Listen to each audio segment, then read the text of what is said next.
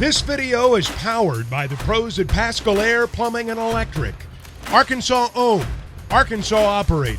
GoPascal.com.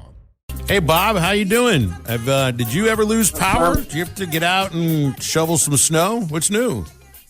Well, I did lose power, and last I knew it wasn't back on. I don't really shovel snow. I got a really, really steep driveway. Like, it's probably like one of those like those jumps you see on the Olympics where the guys go down their skis and then jump off. And so, yeah, I actually didn't stay at the house last night because no power. So I'm going to go back here after a while. Hopefully it's back on. But, I know a lot of people worse off than I am. So, it is what it is. Well, I'm glad to know that you'll have power back and that you'll be able to get back home. And that means you'll be able to see Arkansas against Baylor as close as possible, maybe without being there. You're seeing signs? We're seeing signs. This is a team that's ready to get on a roll. The only problem is that you got a really good Baylor team ready to play you at home, and they're building on Saturday, and the Hogs still do not have a road win. Yeah, it's a tough place for any team to try to win on the road. I mean, Baylor just beat Kansas Monday night, defending national champs, and Kansas is struggling a little bit, but the Big 12 is really, really good. Probably even deeper, than the SEC. There just really aren't any easy games. I mean, Texas Tech, I think, is winless in the Big 12, and that's just hard to believe. They're a pretty good team, but maybe not as good as they have been. But, yeah, no, Baylor, I was just looking it up. I think all they're 15-5, and their losses have all been to teams that are ranked now, like Virginia, UCLA. No, they actually beat UCLA. Lost Virginia, Marquette, at Iowa State, TCU at home. TCU's playing a lot better, lost to K-State. Those are all really good teams, and they beat some really good teams like UCLA and Gonzaga, and they've won 5 in a row. Like I said, they just beat Kansas. So it'll be a very tough game for Arkansas. But I think, Arkansas can go there feeling some confidence after, granted, LSU and Ole Miss are struggling to win games, but the fact is Arkansas took care of business at home, beat them both by double digits. I think kind of had a letdown in the second half when they had dominated that first half against LSU so handily, up by 25 at one point. So I think if you're Arkansas, you're feeling better about yourself. You got some confidence back, and it's almost like to me anyway, it's almost like a free shot at Baylor, because I doubt if anybody but maybe the Razorbacks coaches and the most optimistic fans expect them to win at Baylor. So they can go in there and play loose, and if they can pull an upset, it's a great win. If they lose, it might raise their net just playing at Baylor, playing if they can play them close. So I think it's a good opportunity for Arkansas, and they can just go there and kind of let it all hang out. Yeah, Bob, Devo's been on a little hot streak lately. Do you think this is just the team growing and just playing more minutes together because they are so young, and then you got a couple upperclassmen the reason they've had success the last couple weeks? Yeah, I think that definitely helps. Devo, he's always been a really good defensive player. I mean, Eric trusts him to guard the other team's, best perimeter player. In some cases, a big guy like Brandon Miller at Alabama, who, even though he's 6'9", I think of him as a perimeter player. He shoots a lot of threes, and Devo's always a good lockdown defender. He's always a good rebounder for his size. Can go to the hole, but, the one hole in his game has been, perimeter shooting. And he's really done a great job of that here. It's not just been one game or two games. It's really been the last 5 games. He's hitting 2 out of 3 threes or 3 out of 4, whatever, and he's hitting other jumpers. And I know he works really hard in the gym. He always has. But he was talking on the radio the other night, and he's talked about this after the last couple of games. Too, got to talk to him that feels like the hard work's paying off. But if his jumper's going down, then he's really doing everything. Because, like I say, he's an elite defender, good rebounder, gets steals, and if goes the hole hard, pretty good free throw shooter. So if his jumper's going down, then he's really doing everything. Yeah, his shot selection. Sorry about that. Was really good. Did I catch that right, Bob? That he didn't have a single foul last game?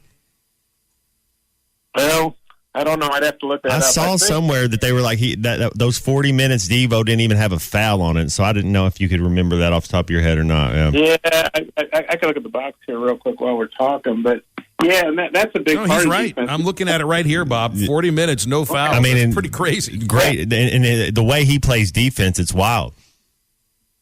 Yeah, because playing good defense without fouling, that's hard to do.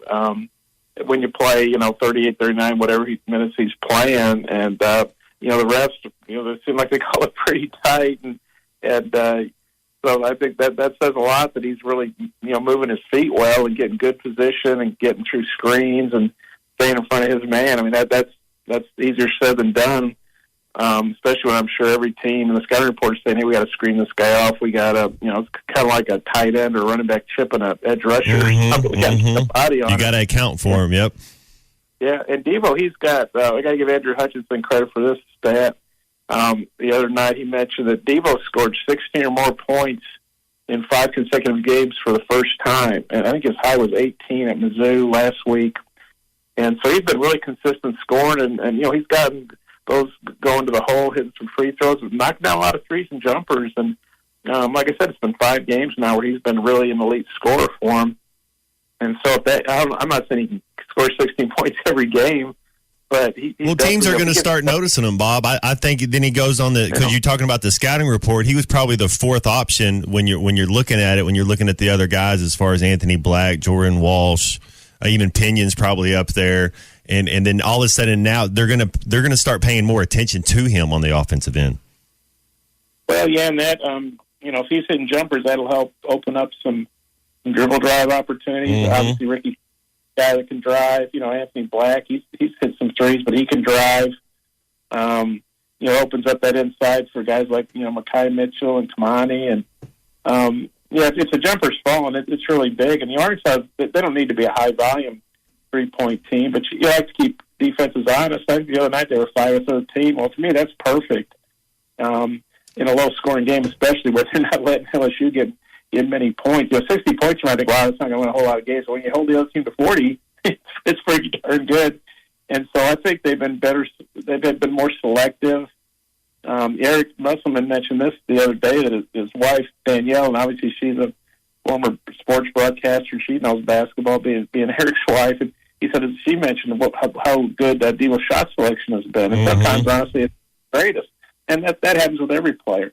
But, I think when he gets his feet set, he can knock down those threes. He shoots it in rhythm, and you can just kind of tell when he gets it and puts it up if he's in a good spot like that. It's got a good chance of going in, a real good chance. So, yeah, he's definitely been playing at a high level on both ends of the court. Like Eric said, defense has always been there, and now the offense, he's been playing offense at an elite style too. I think right now the Big 12 is college basketball's version of the SEC in football. To a degree, they've got the last 2 national champions. They got a ton of teams in the top 25. Virtually every team, I think, for Texas Tech, except for Texas Tech, at least has a shot to make the NCAA tournament. Maybe Tech does too, because there's still like 9 or 10 games left. But, this thing could get upside down quickly for the SEC this weekend, because I'm only looking at maybe 2 games where I'm thinking, yeah, I feel like that's a win for the SEC. I'm looking at Alabama against Oklahoma. And after that, even say Tennessee and Texas, I wouldn't even say that you could say Tennessee's really good. Texas is really good too. This thing could get upside down for the SEC, Bob. Yeah, of course they set the matchups before the season, and they try to make them comparable. You don't want to have it seems like Kentucky plays Kansas every year. They make it a little tired of each other. Obviously, Kansas is struggling, but they're still really good. But they'll go to Lexington, I think, with 3 straight losses. So not that Kansas wouldn't have been hyped for that game anyway. But if I recall correctly, Kentucky went into Lawrence last year and beat up on Kansas pretty good. So I'm sure Kansas has a whole lot of incentive for that game. What happened last year, and then they obviously don't want to lose 4 in a row. I don't think a Bill Self KU team's ever lost 4 in a row, but Kentucky's obviously playing better. And Tennessee, Texas, that's Rick Barnes' current school versus his old school. He coached at Tennessee for 17 years, had a lot of really good, or Texas for 17 years, had a lot of really good teams. But I guess they just felt like that they wasn't good enough. I think he'd been to 1 Final Four, and but he's resurrected Tennessee. And Texas has had obviously some good teams too, and they've had some coaching issues. Obviously, Chris Beard getting fired, but Terry, their interim coach, he's coaching like he wants to get that job on a permanent basis. And so that'll be a really good game. Tennessee had a tough loss at Texas last year, and I'm sure they'll be very fired up. I'm sure those Tennessee players. They obviously want to beat Texas no matter what, but especially I think they want to beat them for Rick Barnes, their coach who got kind of unceremoniously dumped by Texas after a really good run. And so those are two games. I think the Arkansas Baylor game's a lot more interesting than it maybe would have been a week ago. Let's say Arkansas, they did as expected. They beat Ole Miss and LSU at home, which they had to do. They could have beaten Vandy and Missouri, and it didn't work out for them. But I think Arkansas is playing a lot better than they have been. I think they're going there with a little more confidence, and so I think that could be an interesting game. But yeah, the marquee games are Kansas, Kentucky, and at Alabama. You'd almost like to see Alabama, maybe playing a different team. They're playing Oklahoma, is that right? Yes. Yeah, in Oklahoma, Porter Mosier's a good coach, but honestly, Oklahoma's kind of been underwhelming the last couple of years, and they, I think they're 12-10 or something like that. I'm sure OU. I think last year they went to the NIT. I'm sure OU expected better, honestly, when they hired Porter Mosier based on what he'd done at Chicago Loyola, and so it'd be nicer to see Alabama playing one of the ranked teams, honestly, because Alabama's really the SEC's marquee team right now, ranked number 2. But they set the matchups before the season based on what they think will be a good matchup.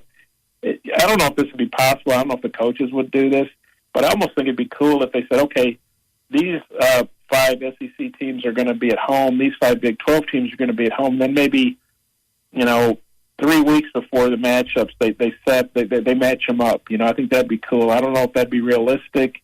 But I think as long, and these schools they like to schedule their charters and get their hotels and all that. But I think that would make for better teams, better matchups. You can match up teams that based on what they've done during the season, not what you think they're going to do when you put the schedule together in August or whenever.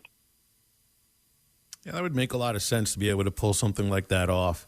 With the understanding that rosters change so quickly over the off season.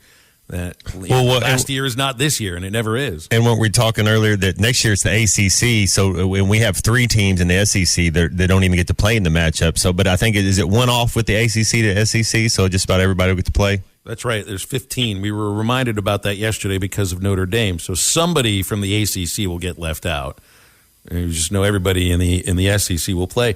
Bob, about this game again on Saturday, they've played well these last 3 games, even the loss to Mizzou. But in the 2 wins, Ole Miss is just not good, and LSU is worse than that right now. But part of that is Arkansas made them look like that too. But just judging by what they've done throughout the season, the Rebels and Tigers are really, really bad. Baylor's not really bad. You're going to need to score more than 60 to beat Baylor. This is a team that can fill up the cup. This is an incredibly challenging game. Even if they've played well 3 in a row, you're playing a team here in Baylor that right now has the makings of. They got a Final Four aspirations. Yeah, I was going to say Elite 8. Yeah. Get into where Arkansas is the last 2 Sweet years. 16 for sure. It's not the Rebels and Tigers, is what I'm saying. No, it's obviously a big step up in class. That Baylor in the SEC, they're comparable to Tennessee and Alabama and Kentucky when they're on, and Arkansas, frankly, when Arkansas is on. So it's a huge challenge, but like I said, I don't think certainly anybody objective is not going to pick Arkansas to win, but I think that takes the pressure off Arkansas, and they can, like I say, go in there and just kind of let it all hang out and see what happens. But no, it's a huge challenge. Yeah, these guys are obviously not Ole Miss or LSU. They had a little bit of a rough patch in the Big 12, but the Big 12 can do that too. It's kind of like you said, it's kind of a basketball version of the SEC football, or however you want to put that. But the Big 12, and of course they have 10 teams. I know it gets kind of confusing sometimes, the way this matchup is 10 versus 10, and so then you have 2 SEC games where they're playing each other, and so it's the last. Going to be the last SEC Big 12 challenge. Flips over to the ACC next year, and I'm not sure what the Big 12 is going to do. I guess they'll do it with the Big 10 because it was the Big 10 ACC challenge. That was really good. A lot of good matchups there. And Arkansas's never won a road game in the SEC, in the Big 12 SEC Challenger. SEC Don't Big tell me 12 that, Challenger. Bob. We're doing so good on the road. And they haven't won a road game Well, this year.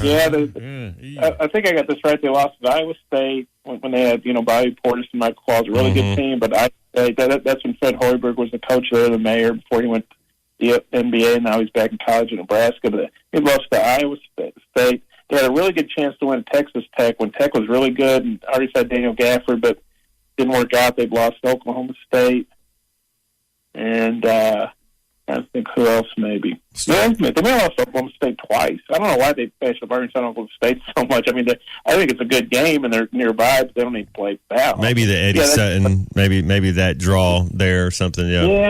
Yeah, but they've lost to Oklahoma State twice, Iowa State, and Texas Tech, I think. But they've never lost a home game. So if they could do, obviously, it'd be a huge. I mean, beating Baylor, if you're playing on the be a big win, be their biggest win of the year, wouldn't you think? Oh yeah, yeah. It'd definitely be bigger than beating San Diego State out in Hawaii. That's a really good win. It'd be a bit bigger than beating OU and Tulsa. It'd be obviously bigger than these SEC home wins they've had. So it would without doubt be the biggest win of the year because.